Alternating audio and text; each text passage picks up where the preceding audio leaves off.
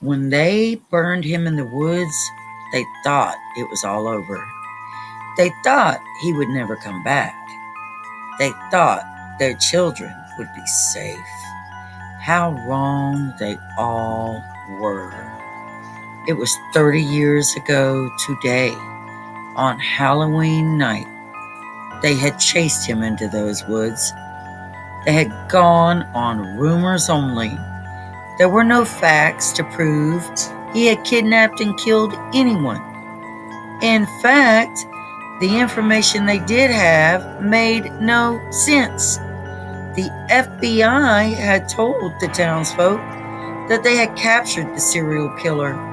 They had been looking for him for a very long time. They promised that all the oddities in town would come to an end. It was a lie. For the first week after they had their suspect in custody, everything was fine. But the second week, another young teenage girl was taken. The only remnants of her that were left behind was a trail of blood and some clots of hair. The townspeople had pleaded with the FBI to restart the investigation, that they had the wrong person. Their appeal fell on deaf ears. So when the third week came and another girl was taken, the town took it into their own hands. Bert, one of the bar owners, started spreading rumors about a tall, dark, shadowy figure in the evenings. He said the man would stand off in the distance, seeming to watch the young college co-eds coming and going, appearing to be choosing a victim.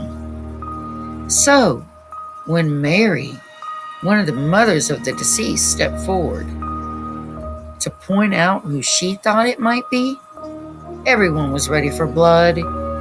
No one paid attention to the facts. No one seemed to care anymore. The only thing any of them wanted was vengeance, and a horrific one at that. So when they chased the shadowy stranger into the woods that Halloween night, they meant to kill him. The stranger could run no more. He was all out of breath. He couldn't fathom what was wrong with these people. These town folk seemed demented, out of sorts. The townspeople circled him, 50 of them in all, carrying burning stakes and pitchforks and more of the like. It reminded him of a witch hunt from centuries ago. No one even asked his name. He felt a sharp stab in his side, turned to find one of the women stepping back into the circle. He felt the blood and knew what she'd done. Another sharp stab in his back, and when he spun around this time, it was one of the men stepping back. They all took turns stabbing him as he fell to the ground, pleading with them to stop, pleading with them that he wasn't the killer. They didn't care. As he fell to his side, bleeding out onto the cold earth, he heard them whispering about what to do next. "Let's just burn him," one of them cried out, and they all began to cheer. The smell of his burning flesh filled the night sky, and his screams slowly died off. They all stood there, watching him continue to burn, totally unaware of what was happening in town. They all were thinking it was over, but they were so very wrong. Shirley was closing up the diner, key in the lock, when she felt it. It was cold, like a needle prick, but so fast you almost barely noticed. She looked to her left, then her right, seeing nothing. Putting her hand to her neck and then pulling it away, she saw it was covered in blood. She tried to scream, but it choked in her mouth as a tall man appeared in front of her. She couldn't make out his features, but what she could make out was the sharp glint of steel in his hand.